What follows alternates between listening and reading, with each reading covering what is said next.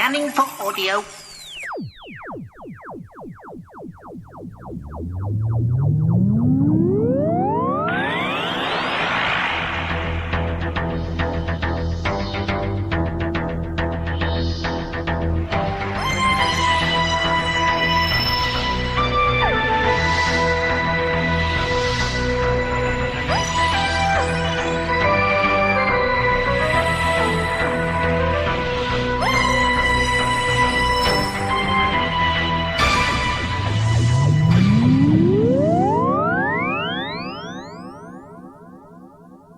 Hello, welcome to a Tin Dog podcast.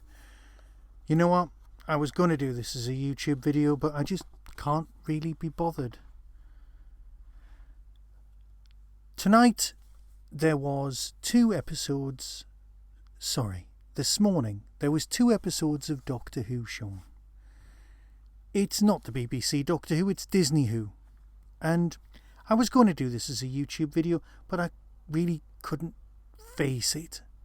I just couldn't face doing it. So I just wanted to podcast quickly and get this out to you so that I can watch episode 2, because all I've done is watched episode 1 of the new Doctor Who Space Babies. Apparently this is series 1, not season 40. Let's unpack things, shall we? Disney funding means that there needs to be a simultaneous release of Doctor Who around the world, which means the BBC really is playing second fiddle.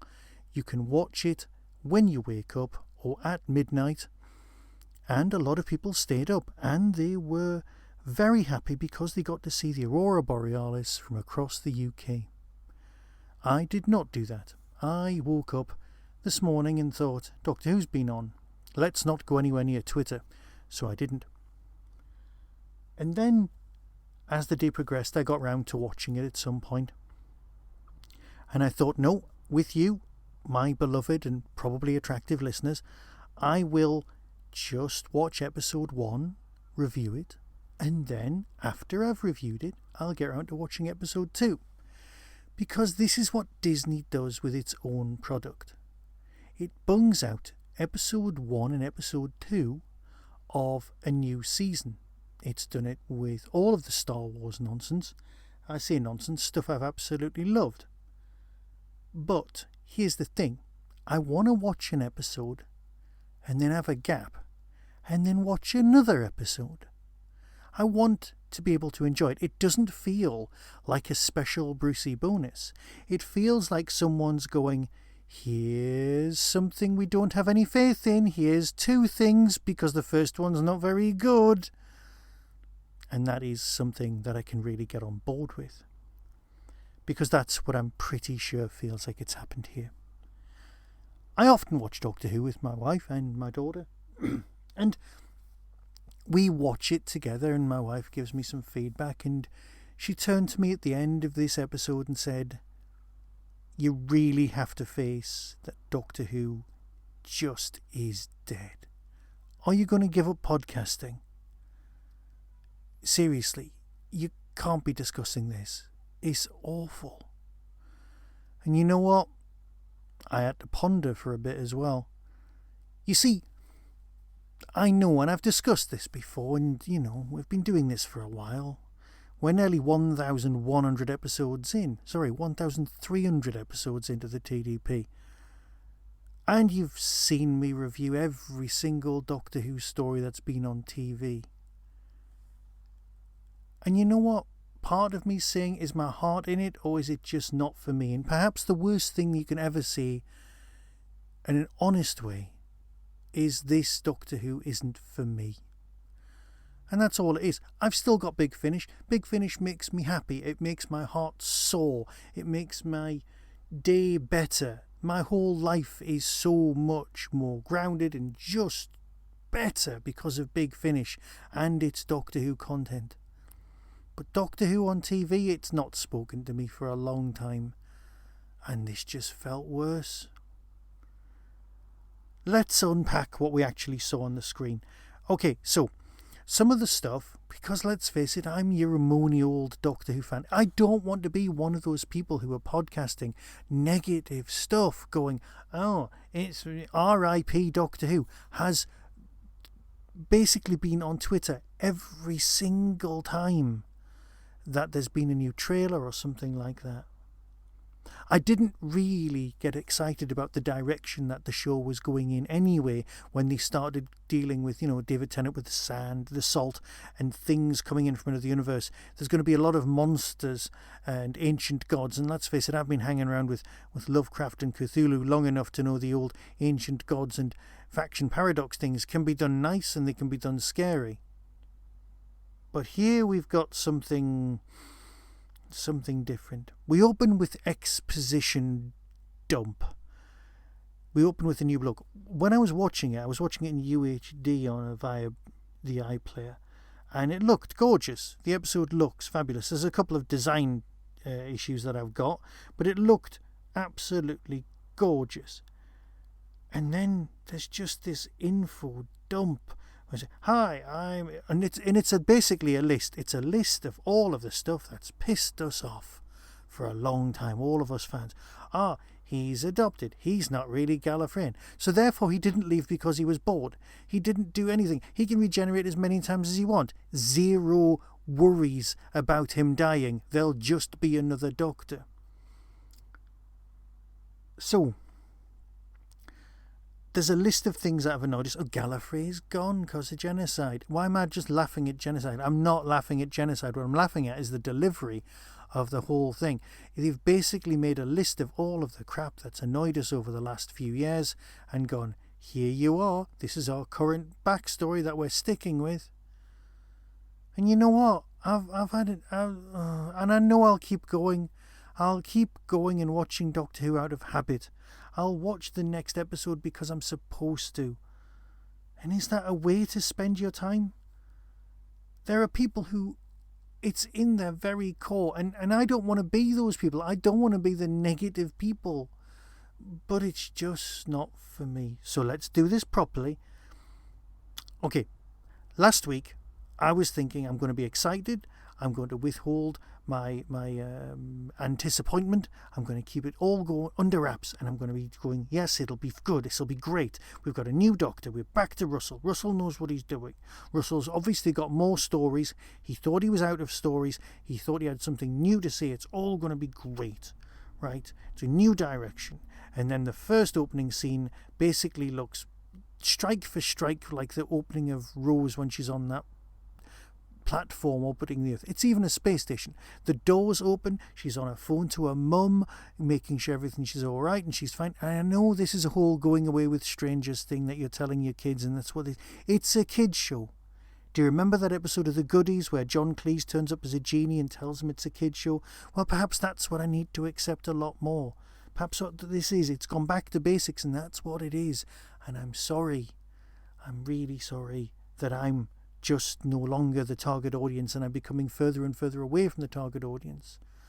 I fear that this storyline would not have been done in Sarah Jane because kids will not put up with this sort of thing. Perhaps that's me just I'm sorry, I'm ranting, and I shouldn't be ranting. I should be dissecting this episode properly and coming back. It was on at 6:20 on BBC One, the same night as the incredibly camp Eurovision Song Contest, but my exasperation just keeps getting worse. So I'm giving it so much hope and passing stuff on, and then the talking babies turn up. I know it's called Space Babies, but you know what? I only found that out 2 days ago. I've been avoiding spoilers so much. So these space babies turn up and they're talking. And then there's the big monster that's terrifying even the Doctor. And it's a monster made out of snot. And a spaceship that eventually runs on poo as an engine. And the methane build-up. And the woman hiding in a cupboard. And is it political when he says, oh yes, they've got laws passed to make you have babies, but they won't look after them when they're born? We could spot that. Was the whole episode created for that one line? Possibly. I still don't like the new Sonic. The old one looked like a gun. No, it looked more like a magic wand, and that's what you were using it as. At least it was actually being used for something computery in this. Anyway, a week ago, I'm driving along on my way to Settle, which is very nice, but we see a poster, and my wife says, "Is that the poster for the new Doctor Who?" And I say yes, and she says, and I want to get this completely right, that poster looks like they're advertising a nightclub, and it's a nightclub we wouldn't want to visit. And she was just right. Right, okay, so before I go, I just need to have a quick chat about the ship design. Apart from the fact that it looked like a teething ring, and you can see why they did that. I can. You're sitting there going, right, we need to design a space station. It's got space babies. We'll do this. Okay, I get it. Now at the end, when they dump the methane into space, it's definitely got a bottom shape to it. It looks like something from Spaceballs. It's an obvious gag. It was designed for children to laugh at.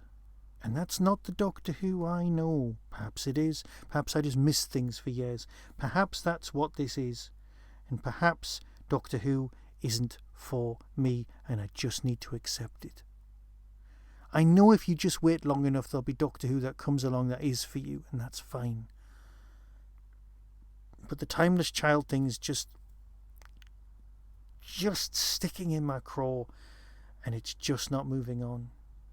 Perhaps this whole thing, nope, it's just not for me. But I have heard people say that Disney has a 2-year contract, and these 2 years will be nicely funded, and then they just won't buy it anymore. And that'll be it. Perhaps not. We'll find out. Perhaps this was just another dodgy first episode which has a lot of groundwork to make up. But perhaps not. I mean, let's face it. It's still... Nope, it's worse than Pavement Girl. Yep, it's definitely worse than Love and Monsters. And it did look a bit like the monster did look quite similar. So is this the contender for the worst Doctor Who story of all time? Very probably. But the effects looked great. The money was there. It did work. It had a narrative structure. It had everything going for it. It just... Do you think there needs to be a script editor? Someone to go, are you sure about this idea? Have you got anything else? Talking space babies were well executed, but I just can't see me ever watching it again. This story, anyway. Right, I've spoken to you at length about this, and I will now stop talking, and I will probably go away, and I will watch something to do with the Beatles. I don't quite understand what's going to go on with that, but you know what? My disbelief will be suspended. I've had my rant about the spaceship design. I've had my rant about Disney having 2 episodes on one night. But no. Just no. And you know what? I'm sorry this isn't a video. This is just a podcast between me and you having a quick chat. I bet there are podcasts of people out there saying this is wonderful and the best thing in the world, and oh my God, you're just such a misery and an old fuddy-duddy and an old Doctor Who fan. This show isn't for you. Well, this episode really wasn't for me. And you know what? That's not a bad thing. There are other things that are for me, and that's all right. So either stick with me or don't, but either way, be seeing you. That was the Tin Dog Podcast. Available on Spotify, iTunes, Acast, Stitcher, and wherever good podcasts are found. Get early access to content by subscribing to the Tin Dog Podcast YouTube channel. You can support the show at patreon.com/tindog. Contact the show on Twitter at tindogpodcast or email tin-dog@hotmail.co.uk. All of the things discussed are the intellectual property of others. No infringement is intended. The Tin Dog Podcast is a founder member of the Doctor Who Podcast Alliance.